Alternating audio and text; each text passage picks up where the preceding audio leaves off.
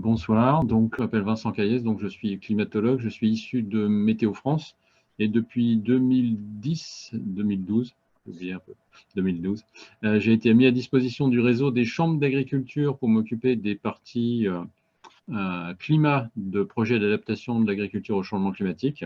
Et je travaille essentiellement dans le Massif central sur le projet AP3C pour adaptation des pratiques culturelles au changement climatique, un projet qui est piloté par le CIDAM qui est, pour faire simple, le regroupement des chambres d'agriculture départementales du Massif central.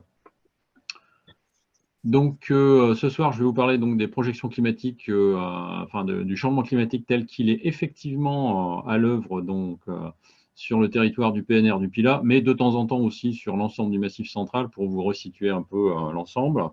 Donc, diapositive suivante. Donc, ça sera essentiellement, là, je vais vous présenter rapidement le projet AP3C. Diapositive suivante. Donc, le projet AP3C, donc c'est pas que du climat. Alors, certes, il y a du climat et c'est pour ça qu'il y a un climatologue, mais on a 4 approches. Donc, la première approche climatique, c'est quelles vont être les évolutions climatiques sur le Massif central à l'horizon de 2050. Alors, pourquoi 2050?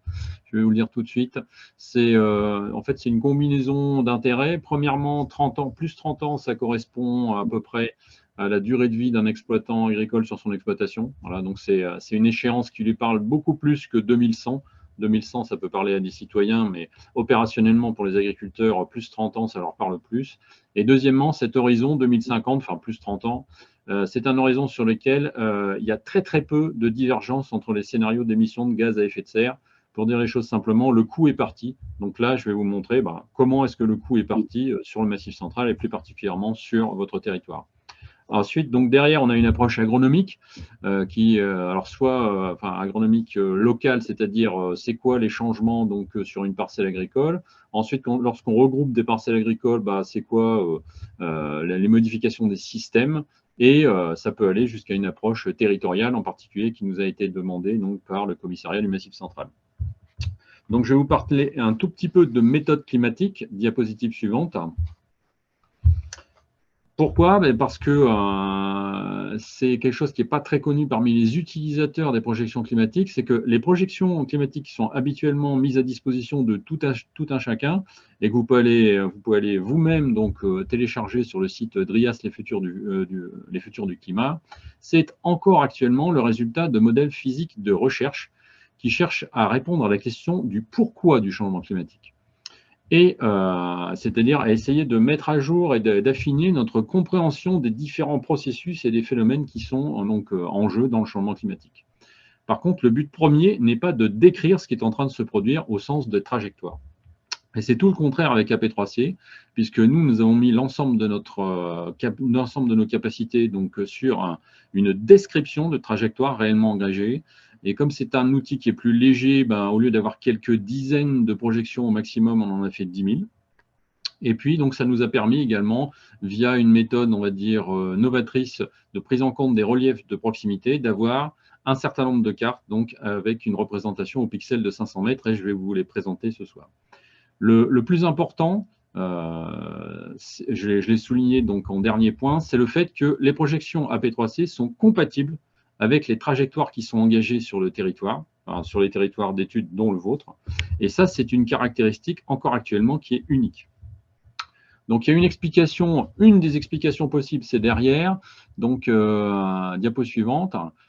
Là, donc, la vidéo ne fonctionnera pas parce que ça aurait été vraiment très compliqué à distance. Donc, je vous demande de me faire confiance, mais je vous ai donné les références pour vérifier.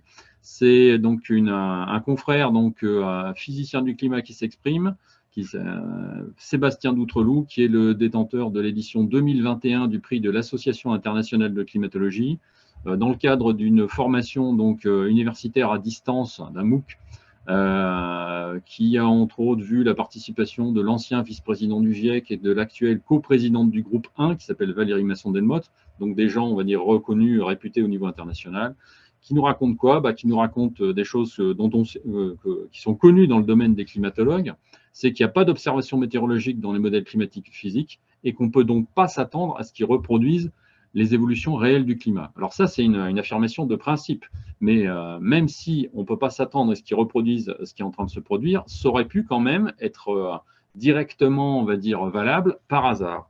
Et bien, il se trouve que ce n'est pas le cas. Donc, diapositive suivante, et que désormais, le rapport du GIEC, grâce à son outil qui s'appelle Atlas Interactif, ça vous permet de vérifier directement que les trajectoires telles qu'elles sont simulées et les trajectoires climatiques telles qu'elles sont observées, elles peuvent être sévèrement divergentes et sur un certain nombre de paramètres qui sont impactants, entre autres pour la production végétale.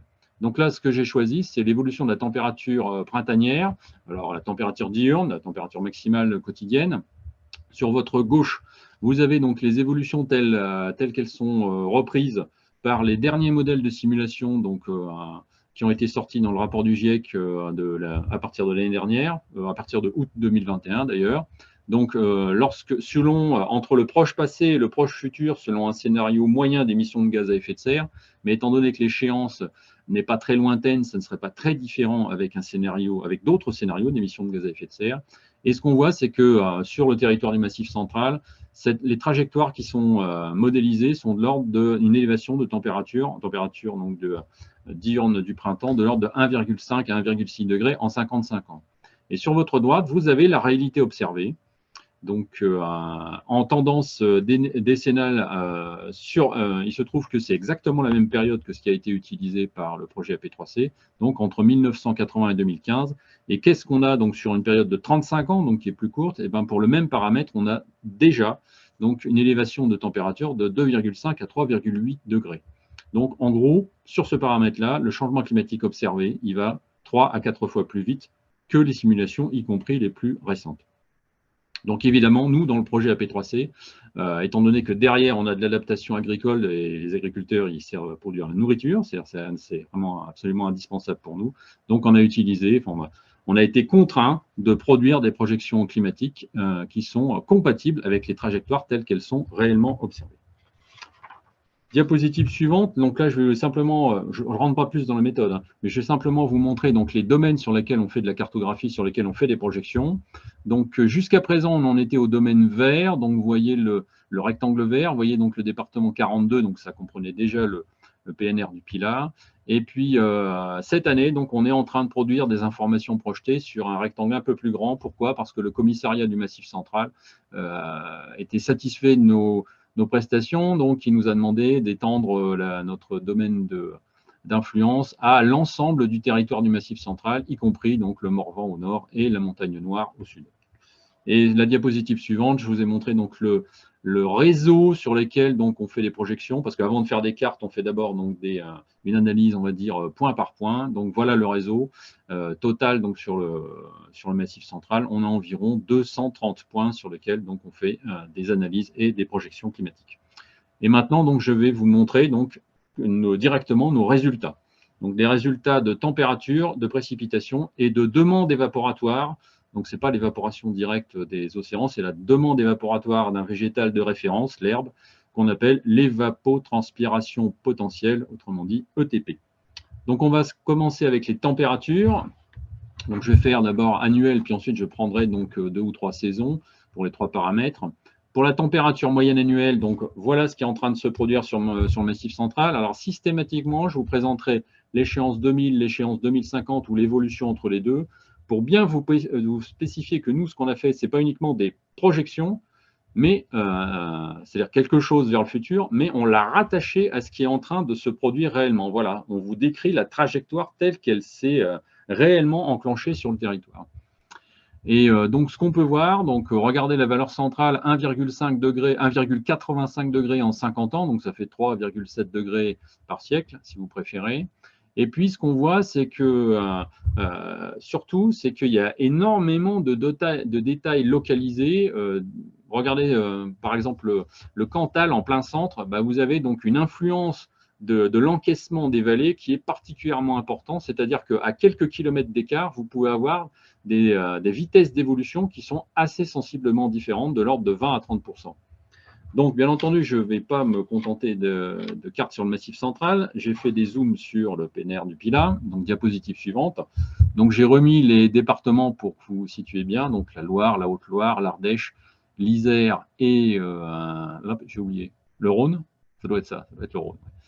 Donc là, c'est votre territoire. Donc, sur votre territoire, en gros, à peu de choses près, vous avez toute la gamme d'évolutions. C'est-à-dire que vous avez pratiquement les évolutions les plus élevées de l'ordre de 2 degrés par siècle, et vous avez pratiquement les évolutions les plus faibles, c'est-à-dire de l'ordre de 1,6 degrés, 1,6 degrés en 50 ans ou 2 degrés en 50 ans.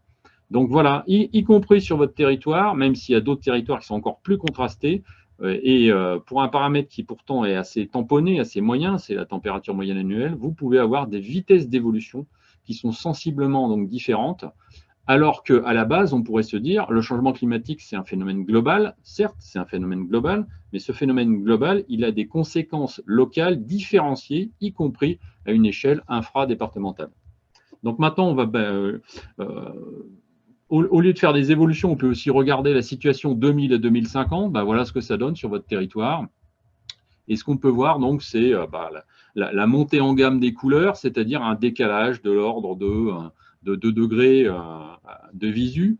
Mais pourquoi est-ce que je vous ai remis ces cartes? Tout simplement parce qu'on n'a pas les mêmes types d'informations si on regarde une carte d'évolution ou si on regarde une carte aux échéances 2000 et 2050. On ne peut pas tirer, donc on ne tire pas exactement les mêmes types d'informations. C'est pour ça que nous, on a fabriqué donc les deux types de cartes. Alors, juste pour information, lorsqu'on arrive à des températures de 14 degrés ou 14 degrés et demi en moyenne annuelle, c'est ce qu'on avait du côté de Montauban avant le changement climatique, c'est-à-dire, enfin avant le changement climatique fort, c'est-à-dire vers le début des années 1980. Voilà. Diapositive suivante, donc là je vais circuler saison par saison, donc les évolutions au printemps. Regardez d'abord la valeur moyenne, 2,6 degrés en 50 ans, donc c'est très rapide, c'est plus rapide que les températures annuelles. Et puis les contrastes, eux, sont particulièrement nets, encore plus que pour les températures annuelles. Les zones qui sont en altitude dégagée, on peut descendre aux alentours de 2 degrés en 50 ans. Les zones qui sont basses et encaissées, on peut arriver aux alentours de 3 degrés en 50 ans, donc une différence d'évolution de l'ordre de 50% sur votre territoire pour ce paramètre donc de température moyenne annuelle, de température moyenne du printemps. En été, diapositive suivante, regardez la valeur moyenne, elle est plus faible. Effectivement, l'ordre de 1,8 degré. Alors ça, c'est au départ, ça a été un peu surprenant. Et puis, comment dire, pourquoi est-ce que c'est surprenant? Parce que ce qu'on vous annonce habituellement, c'est en été que la température va évoluer le plus vite. Alors effectivement, ça, c'est le signal de grande échelle, des modèles globaux, etc. Mais il se trouve que vous pouvez avoir des considérations locales, en particulier là, c'est les reliefs du Massif central, qui vont, avec un apport de chaleur supplémentaire, vont favoriser la formation de nuages, tant que ce n'est pas trop sec, mais au nord du Massif central, ce n'est pas encore trop sec. Et si vous formez plus de nuages, vous limitez l'augmentation des températures. Voilà pourquoi donc les élévations de température en été sont plus faibles qu'au printemps, en particulier sur les 2/3 ou sur les 3/4 nord du Massif central. Donc là, vous avez plutôt vers le sud-ouest de votre zone, lorsqu'on rentre dans la Haute-Loire, des valeurs qui sont inférieures à 1 degré d'augmentation en 50 ans, ce qui est très faible, ou vous pouvez avoir des valeurs qui sont de 2,2, 2,5 degrés, donc plutôt vers le nord-ouest de votre zone. Dernière saison, je pense, je crois que c'est l'hiver derrière. Non. J'ai fait un spot, donc, c'est-à-dire qu'en été, certes, on est intéressé par l'évolution des températures moyennes, mais on est aussi intéressé par l'évolution des extrêmes. Donc là, ce que j'ai sorti, c'est un seuil donc, qui est utilisé, nous, pour le maïs, mais ça peut être utilisé pour d'autres usages. C'est le nombre de jours où la température dépasse les 32 degrés, donc où il fait chaud quand même. Et voilà ce que ça donne en évolution entre 2000 sur votre gauche et 2050 sur votre droite. Donc les zones d'altitude, les zones de plus haute altitude chez vous, ça va rester limité. Effectivement, les zones d'altitude vont rester un havre de fraîcheur à l'avenir, en particulier un havre où les températures ne seront pas trop élevées régulièrement. Tandis que lorsque vous êtes en basse altitude, par exemple, lorsque vous aviez 10 jours de température supérieure à 32 degrés vers l'an 2000, vous en aurez 20 ou 30 en l'an 2050. Donc voilà la vitesse à laquelle ça évolue très vite, bien qu'on soit en été, et bien que les températures moyennes n'évoluent pas très vite. Pourquoi? Parce que en plus, le changement climatique, certes, c'est une évolution des températures moyennes, mais c'est aussi une évolution des écarts à ces moyennes. Donc là, vous avez le double effet d'augmentation de la température moyenne et de l'augmentation de la variabilité. Voilà pourquoi ça peut évoluer vite sur certaines zones. Donc la dernière saison, c'est la saison hivernale, où là, effectivement, au départ, nous aussi, ça a été une surprise, et puis on a pu la comprendre ensuite, c'est qu'on a une évolution très contrastée, et en gros, une répartition géographique à peu de choses près inverse de l'été. Ça varie pratiquement du simple au triple, c'est-à-dire que lorsque vous allez vers le nord-ouest de votre zone, nord-est pardon, de votre zone, vous avez des élévations de température de l'ordre de 1 degré qui correspondent à peu de choses près au signal de grande échelle. Et puis au fur et à mesure que vous allez donc vers les zones d'altitude vers le sud-ouest, l'altitude de la Haute-Loire, bah, vous avez des élévations de température qui peuvent atteindre 3 degrés en 50 ans. Alors, ça, c'est quelque chose qui est encore plus sensible donc lorsqu'on se décale vers la Haute-Loire, le nord de la Lozère, l'est du Cantal. Et il se trouve que, alors même si nous, notre propos, c'est pas de faire de la physique, mais on a quand même regardé comment ce phénomène était analysé à plus grande échelle, donc par les modèles physiques du climat, donc en particulier sur l'Europe de l'Est. Et ça correspond à quoi? Très vraisemblablement, ça correspond à la désagrégation de la couche neigeuse hivernale. Il y a un effet d'albédo, la neige c'est blanc, quand elle commence à se dissiper, à se désagréger, bah, c'est remplacé progressivement par un peu plus de vert ou un peu plus de marron, et ça stocke un peu plus de chaleur, et donc ça contribue à accélérer, on va dire, la désagrégation de la couche neigeuse, donc à accumuler encore plus de chaleur. Voilà pourquoi on est dans une période et une localisation qui est en rétroaction forte vis-à-vis de ce phénomène. Donc la température peut évoluer très rapidement en hiver à cause de ce phénomène sur une partie de votre zone. Donc, qu'est-ce que ça donne en hiver en échéance fixe? Donc là, ce qu'il y a de bien, c'est la couleur bleu foncé. Pourquoi? Parce que grosso modo, c'est inférieur à 0 degré. Alors, ça veut dire quoi, une température moyenne à 0 degré? On peut considérer, de manière approximative, que ce sont des zones où spontanément la couche neigeuse hivernale elle reste. Pourquoi? Parce que en température moyenne c'est 0 degré, donc ça fond un peu la journée, ça se recongèle la nuit. Bon, c'est bien plus compliqué que ça, mais on peut dire que les zones bleues sont a priori favorables à un maintien de la couverture neigeuse hivernale. Eh bien, il y en avait en 2000, et puis regardez ce qui se passe en 2050, bah, il n'y en a plus. Alors, ça ne veut pas dire qu'il y aura disparition totale de la couche neigeuse hivernale, mais ça veut dire que les conditions ne seront plus favorables ou seront beaucoup moins favorables à ce que ça reste aussi longtemps, aussi grande épaisseur, etc. Alors, je précise que nous, on n'est pas spécialisé donc dans la neige, et c'est simplement des indicateurs, on va dire, indirects de ce paramètre. Donc j'en ai terminé avec les températures. Maintenant, je vais passer aux précipitations. Donc avec une évolution du cumul annuel de précipitations, donc plutôt en légère augmentation vers le nord-ouest, plutôt en diminution éventuellement sensible vers le sud-ouest, donc nord-est, sud-ouest. Sachant que les valeurs, quand même, surtout sur votre zone, ne sont pas particulièrement élevées. Hein, parce que si on part très grossièrement d'un cumul annuel de 1000 mm, si on augmente de 20, 30 ou 40 mm, ça ne fait vraiment pas grand-chose. Donc, c'est dans l'épaisseur du trait. Hein, ce n'est pas significatif. Donc, je tenais quand même à le dire. Donc, maintenant, on va. Alors, la preuve que ce n'est pas significatif, ben voilà les cumuls annuels donc en situation 2000 et en situation 2050 sur votre zone. Il faut vraiment regarder à la loupe pour voir une évolution et c'est non significatif. Voilà. Donc, c'est une chance quand même, dans le cadre du changement climatique, le fait d'avoir un cumul annuel de précipitations qui ne se dégrade pas. La diapositive suivante que j'avais présentée à l'IPAMAX, c'est donc ce cumul annuel, comment il évolue sur un certain nombre de parcs naturels régionaux. Donc j'ai remis le PILA, bien entendu, donc plus 30 mm, hein, non significatif d'un point de vue statistique. Les Cévennes un peu plus à cause de l'augmentation des épisodes sévenols. Et puis lorsqu'on va du côté du Haut-Languedoc, donc là il y a une diminution qui commence à être un petit peu sensible, en particulier donc le poste de Montredon-la-Bessonnier qui voit une diminution de pratiquement 10% de ses précipitations en cumul annuel. Je vais passer saison par saison sur les précipitations, donc je rappelle sur votre zone. Alors ne vous laissez pas impressionner par les couleurs, parce que jusqu'à l'avant-dernière couleur verte, c'est une diminution des précipitations. Et ce n'est pas un artefact ou un hasard, en fait c'est cohérent avec l'augmentation rapide des températures, parce que si vous avez moins de précipitations, l'air est plus sec, donc la capacité calorifique est moins importante, donc vous pouvez plus facilement le réchauffer. Ben voilà. Le fait que les températures en printemps augmentent rapidement, c'est cohérent avec cette baisse de précipitations donc, sur la saison du printemps. Donc on va passer en été. Donc, sur le domaine de l'ensemble du Massif central, je vous avais déjà parlé de la limitation de la hausse des températures à cause des nuages. Là, vous avez les conséquences une fois que les nuages sont suffisamment développés. vous avez des précipitations. Et autant la zone de faible augmentation des températures en été était assez concentrée sur les zones d'altitude, autant la zone d'augmentation des précipitations, elle est beaucoup plus étendue vers le nord, parce qu'une fois que les nuages sont formés, ils se décalent dans le flux général, et le flux général des situations orageuses, c'est plutôt un flux de sud, c'est-à-dire qu'il pousse les nuages et les précipitations donc vers le nord, d'où une augmentation des précipitations qui peut être assez sensible donc, sur le massif central.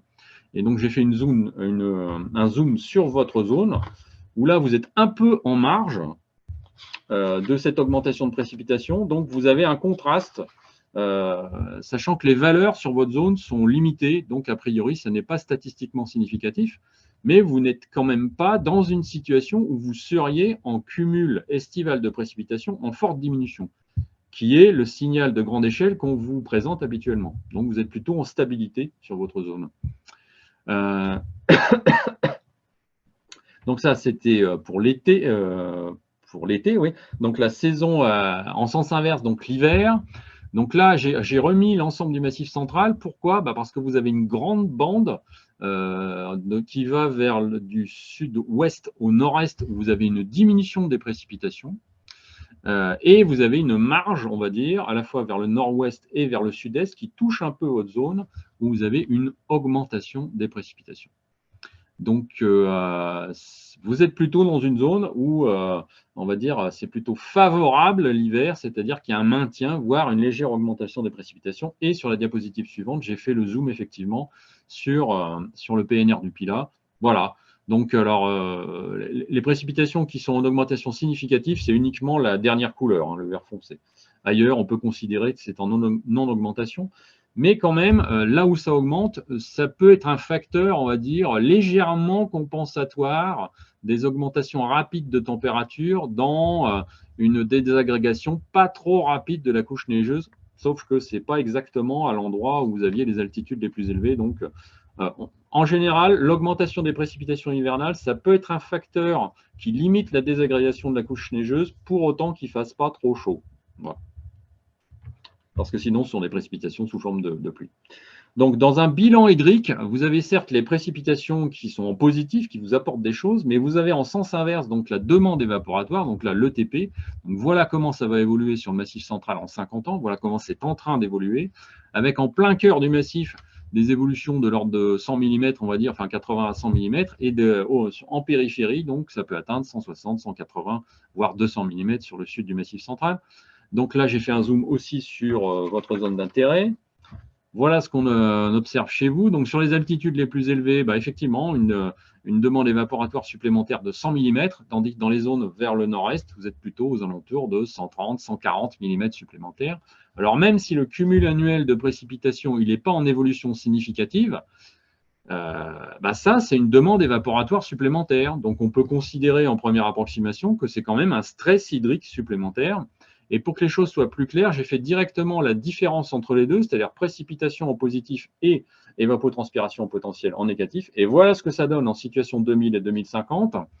Alors, pour faire simple, on peut considérer que ce qui est jaune et au-delà, un bleu, c'est positif. Donc, ça veut dire que c'est des zones qui fournissent régulièrement au cours de l'année de l'eau à l'extérieur. Voilà. C'est un bilan hydrique potentiel positif. Donc, regardez la zone jaune, on va dire, la surface jaune en 2000. C'était relativement important en pourcentage sur votre PNR. Et regardez ce qui se passe en 2050. Il y en a 4 ou 5 fois moins en surface, et puis à des niveaux plus faibles. Tandis que les zones qui, au contraire, sont en déficit structurel, c'est-à-dire il y a plus de demandes évaporatoires que de précipitations, en 2050, vous commencez à voir arriver des zones où on arrive à 400 mm, c'est-à-dire grosso modo 40% du cumul annuel de précipitations, mais qui manque. Voilà. Alors bien entendu, ça c'est du bilan hydrique potentiel. Après, si on inclut le sol, ça peut être un peu plus compliqué. Donc voilà tout ce que j'avais à vous dire donc, en détail. Alors pour les gens qui voudraient aller plus loin, j'ai mis quelques références scientifiques, en particulier parce que de temps à autre, on a encore des critiques méthodologiques. Donc voilà un certain nombre de publications, enfin de communications qui ont été revues, ou alors un cas sur invitation. Et je vous remercie de votre attention et je suis à votre disposition pour répondre à vos questions.